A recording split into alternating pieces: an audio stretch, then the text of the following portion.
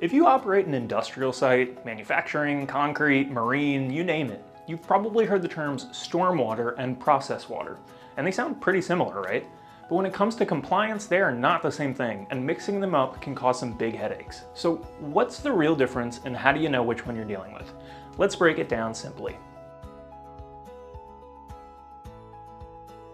Hey there, I'm Tate Hunter from RMA, your environmental experts. We help facilities across the country simplify compliance, understand their permits, and keep things running smoothly. And if you ever need a hand sorting out your stormwater or your process water requirements, just reach out to us. We're here to help. All right, let's jump in. At RMA, we like to keep this simple. We call it the dry day test. Here's how it works. Ask yourself, did it fall from the sky?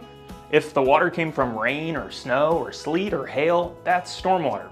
But if you see that water being used, handled, on the ground, or discharged on a dry day when it hasn't rained, that is process water and it's regulated differently. Stormwater comes from precipitation, running off your site, picking up pollutants from things like storage areas, loading zones, scrap piles, or outdoor operations. That runoff usually falls under a stormwater general permit, which limits what can leave your site and where it goes. Process water, on the other hand, comes from your actual operations. That might be wash water, cooling water, rinsing, sump water, basically any water that's being used or created by your process. Because it can contain higher pollutant levels, it can't be discharged under a standard stormwater permit unless your stormwater permit specifically allows it. Process water can go by all sorts of names. Process wastewater, wash water, rinse water, you name it. Regardless of what you call it, if your permit doesn't clearly authorize the discharge of it, it is probably not allowed. Sometimes it's not so clear-cut. For example, if rainwater collects in a containment area and it gets contaminated by oil or chemicals, it is no longer stormwater. It's process water and it needs to be handled properly. So what about snowmelt?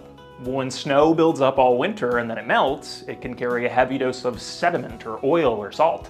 And that runoff counts as stormwater, and it can trigger your monitoring requirements just like rain. So here's the bottom line. Stormwater comes from rain and melting snow, sleet, or hail that contact industrial materials. Process water comes from your operations. The simple rule, if it didn't fall from the sky, it's process water, and it is regulated differently. At RMA, we help facilities understand these differences, interpret their permits, and manage discharges the right way without all of the confusion.